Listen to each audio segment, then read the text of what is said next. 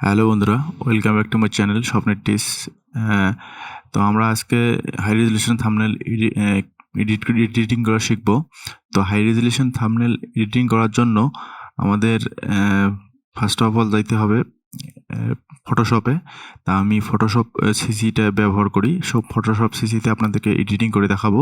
তো ফাইল মেনুতে যেতে হবে, ফাইল মেনুতে যেতে গিয়ে নিউয়ে গিয়ে আমাদের ইয়েটা ক্রিয়েট করে নিতে হবে, যে ফাইলের সাইজ। তা ফাইলের সাইজটি হচ্ছে ইউটিউব যেটা রিকমেন্ডেশন করে, এবং ইউটিউব যেটা অ্যাকচুয়াল হাই রেজলিউশন মাপটা হচ্ছে 1920 বাই হচ্ছে 1920 পিক্সেল বাই হচ্ছে 1080 পিক্সেল।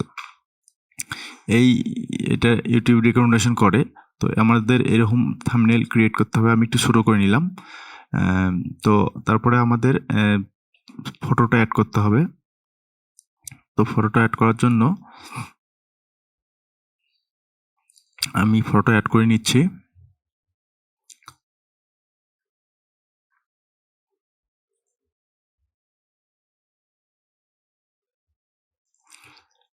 আমি এই ফটোটাতে থাম্বনেলটা ক্রিয়েট করব। তো থাম্বনেল এই ফটোটাতে ক্রিয়েট করার জন্য আমি ফটোটা কেটে নিচ্ছি, কাট করে নিচ্ছি।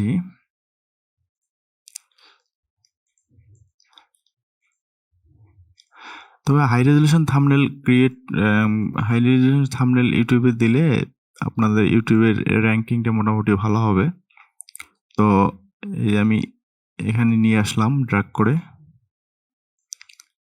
তারপর এটাকে একটু কন্ট্রোল টিক প্রেস করে এটা একটু বড় করে নিচ্ছি। বাস এরকমই রাখলাম। তারপর ওকে করে দিলাম। তারপর আমাদের ফিল্টার মেনুতে যেতে হবে। ফিল্টার মেনুতে যাব। ফিল্টার মেনুতে গিয়ে এই যে ব্লার অপশন গিয়ে লেন্স ব্লারে ক্লিক করব। দেখুন আমার ছবিটা সম্পূর্ণটাই ব্লার হয়ে গেছে। এই ব্লার ইয়েটায় আমি করব। তো এই ব্লার হয়ে গেছে। তো মোটামুটি ছবিটা আমাদের রেডি। তো আমি এখন আমাদের আর ছবি যে অ্যাড করব এবং লেখা অ্যাড করব, সেই ছবিটা এই ছবিটা আমি অ্যাড করব। তো এটা পিএনজি ফাইল করে নিতে হবে।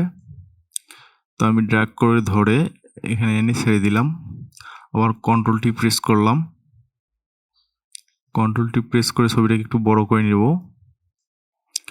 আপনাদের ছবিটা যেরকম সাইজ দরকার বা যেরকম সাইজ রাখলে ছবিটা ভালো দেখা যাবে, সেরকম সাইজ রাখতে হবে। তো আমি ছবিটা এখানেই রেখে দিলাম। তারপরে আমরা এখন লেখা লিখব, বা যে লেখাটা থাম্বনেল লিখতে হয় সেই লেখাটাই আমি লিখব।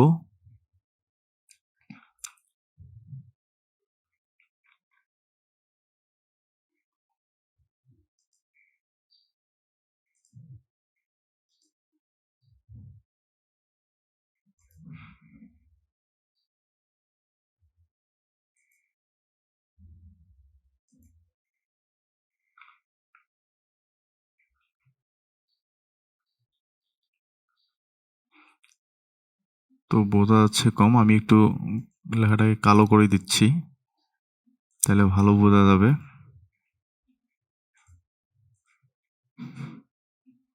সাদা করে দিই।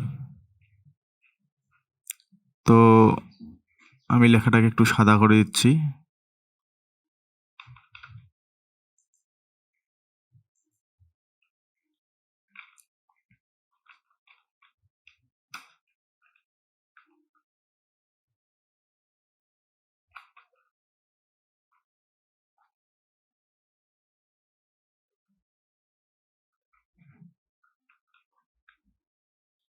হাই রেজলিউশন থাম্বনেল কথাটা হাই রেজলিউশন লেখার পর এন্টার প্রেস করতে হবে, তারপর নিচে থাম্বনেল লিখতে হবে।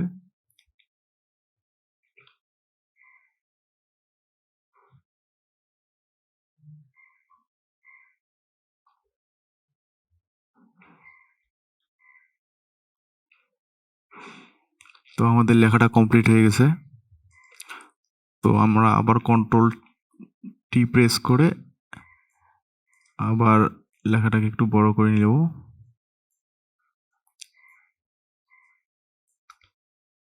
তো আপনারা চাইলে ফন্ট বিভিন্ন ধরনের ফন্ট ইউজ করতে পারেন। আমি এই ফন্টটাই রাখলাম। তো ফন্টটা রাখার পর তো আমরা এখন ফন্টটাতে স্ট্রোক দেব। তো স্ট্রোক দেওয়ার জন্য আমি লেখাটা, এই যে লেখাটা আছে, লেখাটার লেয়ারের উপর ডাবল ক্লিক করব। ডাবল ক্লিক করলে তারপর এখানে দেখেন স্ট্রোক অপশন, এই যে স্ট্রোক অপশনে ক্লিক করে দেব। তারপর স্ট্রোক অপশনে ডাবল ক্লিক করব। ডাবল ক্লিক করার পর আমি যদি স্ট্রোকটা সাদা দিই তাহলে সাদা নিতে হবে এবং সাদা কালার নিতে হবে, এবং কালো নিলে কালো কালার নিতে পারবেন, সমস্যা নেই। তো আমি আপাতত কালোই রাখতেছি। আপাতত আমি এরকমই রাখলাম।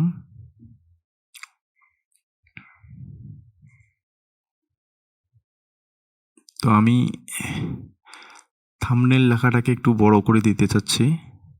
তো আমার এখানে দেখেন আমি 262 আছে, তো আমি 350 করে দিই। 350।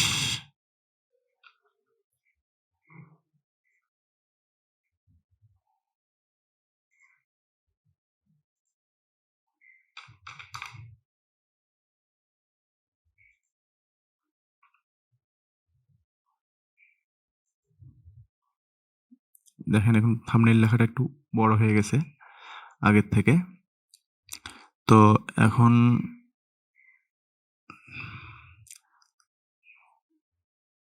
আমি যদি লেখাটা কালার চেঞ্জ করতে চাই, তবে এখানে কালার মেনুতে যেতে হবে। কালার মেনুতে গিয়ে